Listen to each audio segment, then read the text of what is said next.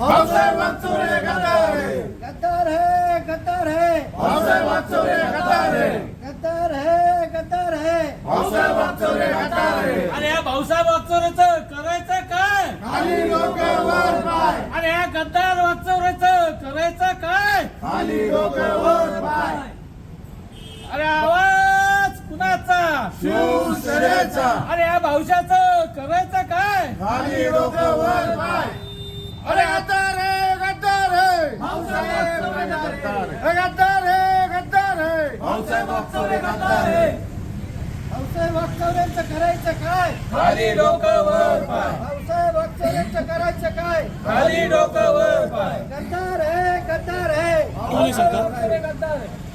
देणार नाही, फिरून देणार नाही, भाऊसाहेबाला फिरून देणार नाही, फिरून देणार नाही, फिरून देणार नाही, भाऊसाहेबाला फिरून देणार नाही, फिरून देणार नाही, फिरून देणार नाही, गद्दाराला फिरून देणार नाही.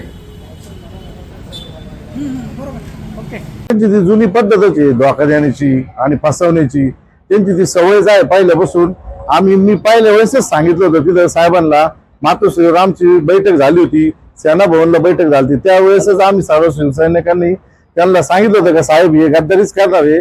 कारण साईबाबाच्या नगरीमध्ये राहून साईबाबाची खोटी शपथ घेऊन ती पहिलं जी गद्दारी झाली ती नंतर ते करणार नाही. कशावरून हे नव्हतंच, ते गद्दारीच करणार होते. म्हणून मी एक बाळासाहेबांचा कळवट शिवसैनिक म्हणून त्यांच्या उमेदवारीला उभं राहिलेले असताना सुद्धा मी विरोध केला होता त्यावेळेस. पण काय हे मला माहिती आहे हे गद्दारी करणार म्हणजे करणारच. पण तरी पण काही आमच्यातलेच काही जण होते, त्यांनी काही गोष्टी मॅनेज करून त्यांना साहेबांची दिशाभूल करून त्यांना उमेदवारी देण्यात आली शिर्डीची. आणि परत एकदा लाखो शिवसैनिकांचं अंतःकरण दुखावलं गेलं आणि मतदारांचं यांनी दरोडा टाकलाय. मतदारांवर यांनी दरोडा टाकला, लोकांच्या भावनेशी खेळले, त्याची किंमत यांनी पैशामध्ये मतदारांची किंमत केली. आणि आता यांनी ठराविक काही अमाऊंट घेऊन पैसे घेऊन या ठिकाणी दुसऱ्या पक्षामध्ये प्रवेश केला. पण एवढं असताना सुद्धा आम्ही शांत बसणार नाही. आम्ही त्यांना जसे तसे उत्तर देऊ. त्यांना आम्ही मतदारसंघामध्ये कुठेही फिरू देणार नाही. त्यांना आल्यानंतर त्यांनी शिर्डीमध्ये विचार करावा आणि मग शिर्डीत पाऊल ठेवा. आम्ही स्वस्थ बसणार नाही. आम्ही सर्व शिवसैनिक पूर्ण 6 तालुक्याचे शिवसैनिक आणि मतदार सगळे आम्ही त्यांचा जाहीर निषेध करतो. त्यांनी पण त्यांच्या मनाला विचारावं का त्यांनी दोनदा दुसऱ्या पक्षामध्ये जाऊन उमेदवारी केली त्यावेळेस त्यांची अवस्था काय होती. त्यांना 5,000, 2,000, 3,000 मताच्या वरती मतं मिळाली नव्हती. त्यांनी शेवटी शिवसेनेची मशाल हाती घेतली, त्याच वेळेस ते निवडून आले. त्यांनी या गोष्टीची जाणीव ठेवायला पाहिजे होती. आणि आपण शिर्डी सारख्या मतदारसंघाचे आता काय करायचं? नाही आता गेले ना ते, मग आता त्यांना शिवसैनिकांची काय ताकद आहे त्यांना दाखवून देऊ. आणि त्यांच्या जर एवढी हिंमत असेल तर त्यांनी निवडणूक परत एकदा लढून दाखवावी दुसऱ्या चिन्हावर. मग त्यांना कळून जाईल त्यांच्या अवकात कुठपर्यंत ते. काही लोक आमच्यातले काही गद्दार लोक त्यांना मातोश्रीला घेऊन गेले आणि सांगितलं का माफी मागतो. तो माफी मागू राहिला, त्याला यावेळेस संधी द्या. आम्ही तर सर्व आमचं तर मतच आहे. आमचा संपूर्ण सामान्य शिवसैनिकाचा त्या दिवशी सुद्धा विरोध होता का याला उमेदवारी देऊ नये. सामान्य शिवसैनिक उद्धव साहेबांना सांगत होते, पण काही लोकांनी उद्धव साहेबांना थोडस मिसगाईड केलं. साहेब आता गद्दारी करणार नाही.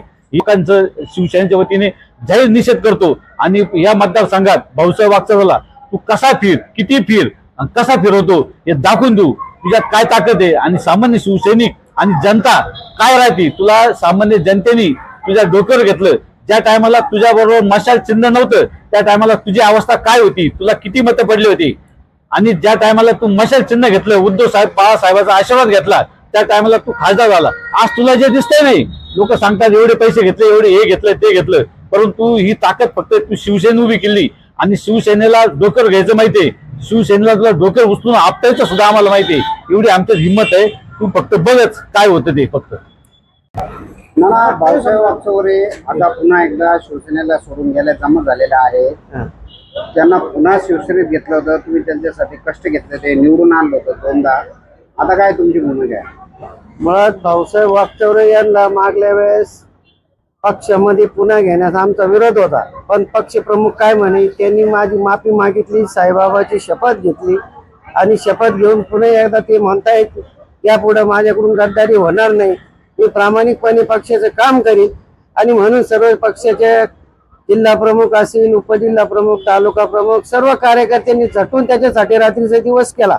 6 महिने आम्ही आमचे कामधंदे सोडून वाकचौऱ्यांसाठी फिरलो. रात्री सकाळी 8 ते रात्री 2 वाजेपर्यंत वाकचौऱ्यासाठी फिरणारा मी एक सगळ्यात पुढे होतो. असं असताना वाकचौऱ्याने आज गद्दारी करून शिंदे सेनेत प्रवेश केला असं आता टीव्हीच्या माध्यमातून समजतं. पण तुम्हाला एक सांगू इच्छुक त्यांनी काल 2 दिवसापूर्वी साईबाबाची 4 वेळेस शपथ घेतली आणि जे पहिल्यांदा एकदा शपथ घेतली तेव्हा ते दुसऱ्या वेळेस खासदारकीला निवडणुकीत हारले होते. साईबाबाची जो खोटी शपथ घेतो तो पुन्हा कधीही निवडणूक जिंकत नाही. हा आजपर्यंतचा इतिहास आहे. ज्या ज्या नेत्यांनी शिर्डीत येऊन साईबाबाच्या खोटी शपथी घेतल्या आणि खोट्या शपथी घेऊन ते जे आमदार खासदार झाले ते पुन्हाही कधी खासदार झाले नाही, ते लयात गेले. खासदार भाऊसाहेब काय गेले आता गेले तुम्हाला त्यांना शिर्डीत येऊ दे ना, शिर्डीत आल्यावर आम्ही बघू ना. शिर्डीत त्यांना कसं फिरून द्यायचं आम्ही फिरून देतो का ते बघा.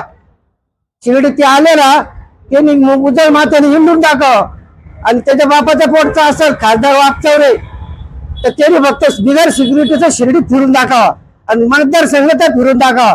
नाना भाऊचं चॅलेंज आहे, तुला दगडाने ती गाडी फोडील तर मी माझ्या बापाचा पोटचं नाही.